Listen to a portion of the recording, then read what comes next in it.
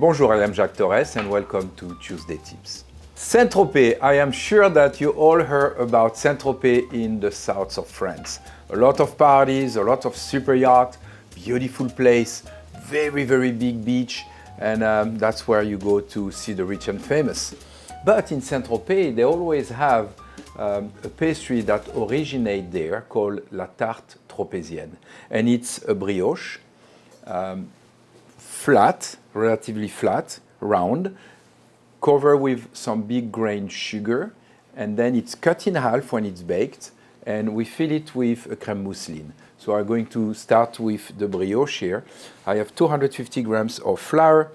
I'm going to add about 20 grams of sugar, 25 grams of sugar, a little bit of salt.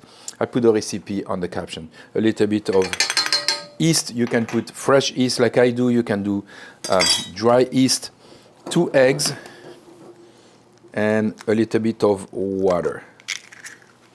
So we're going to mix all that together, add a little bit of water. I'm going to show you the consistency.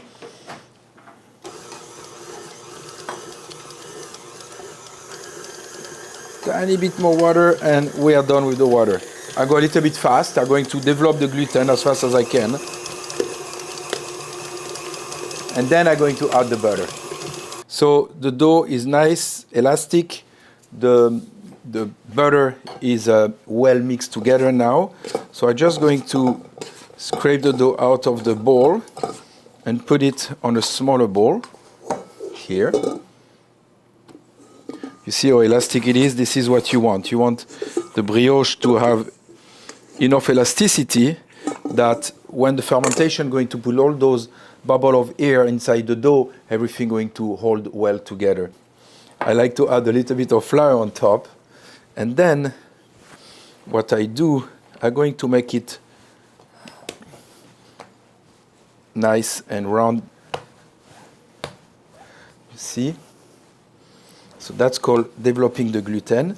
And then we put that on the container, and I'm going to leave that at room temperature at least for 30 minutes, 30, 45 minutes, depending on the temperature of your kitchen. This kitchen is pretty cold, so 45 minutes.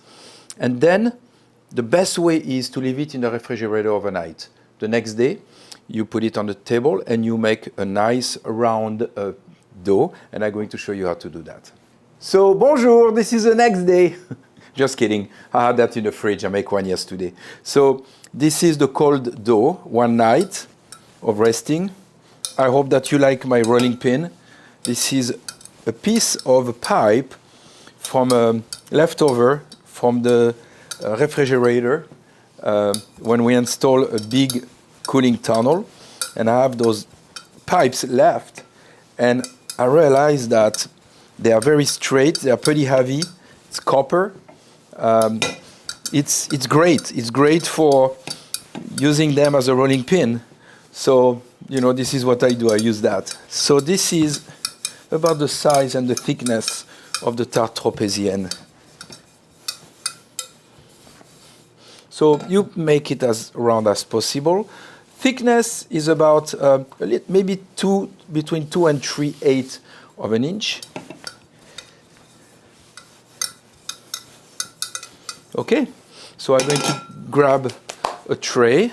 I'm going to put that on a tray with a parchment paper. Now I'm going to be careful that about round, you know, this is good. You can always put a ring on top and be sure that it's perfectly round, but this is very acceptable. Another thing that I like to do maybe is to take some cellophane wrap and put a piece of cellophane wrap just on top like that.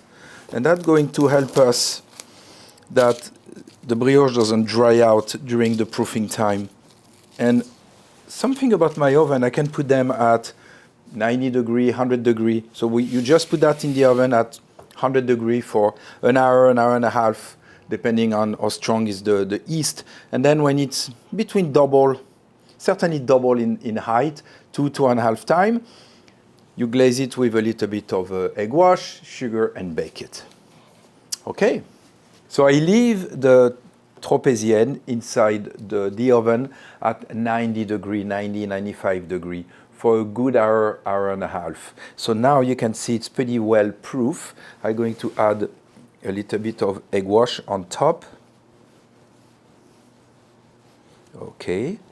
And then I'm going to add the sugar, the grain sugar. If you don't find any of this big grain sugar, I'm sure it's available online, but if you don't, some regular sugar will work. And I will show you eventually another recipe called nid d'abeille. That's also a very nice way of doing the Tropézienne. Okay, so now I'm going to put that in the oven. And my guess is 15 minutes at 350 degrees. Okay, so the Tarte Tropézienne, the brioche, came out of the oven. I cool it down on the rack here so it doesn't become soggy. Pastry cream, you remember that pastry cream is for, let's say for a quart of milk, you will put 4 eggs and 4 yolks. And I will put 250 grams of sugar, 100 grams of cornstarch. So eggs, sugar, cornstarch mixed together. Milk is boiling. Put a little bit of milk in your mixture, put it back, bring it to a boil, remove it from the heat, add a little bit of butter, 100 grams of butter, mix it, cool it down. And then I whip next to it 300 grams of cream, so 300 grams of unsweetened whipped cream. So now I want to put my cream inside my whipped cream. And this is enough for at least 2 Tarte Tropézienne. So when I make them, I always make a couple because a lot of my friends love Tarte Tropézienne. And you know, sometimes it's as much work to do 1 or 2, so I double. Okay, so now you mix the whipped cream and the pastry cream. I put some nice vanilla into my pastry cream so it's flavor. You can also flavor with a little bit of alcohol if you like kirsch, if you like rum. You can always,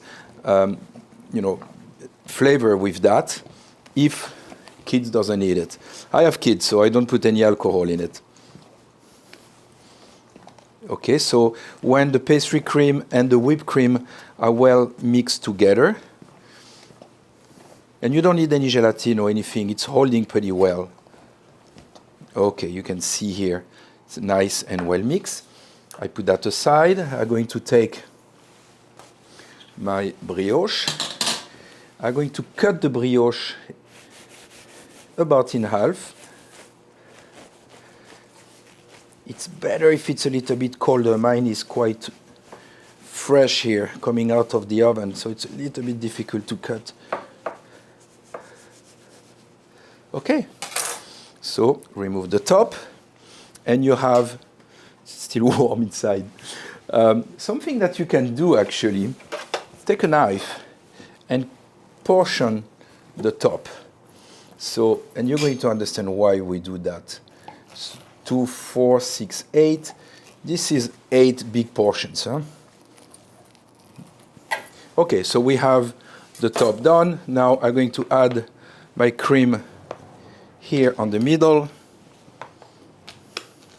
What do you think? Is that enough? Okay, look at that. I promise you, that's going to be so good. Put a little bit more cream, why not? Okay, you don't want to go out of the base, otherwise the cream will show too much. But you want to go all the way, so every time you bite into the Tarte Tropézienne, you have some of the cream. And then you're going to put the top like that, reassembling.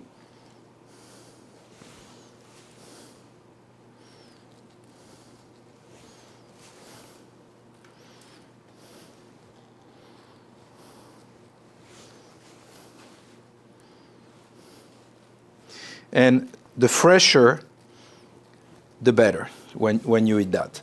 So now what we can do is actually cut the rest of the cake. So you can cut it now, you can cut it at the table, whatever you decide.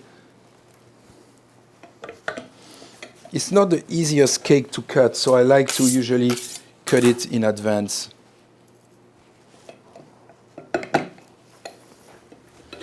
Or ahead of time, I should say.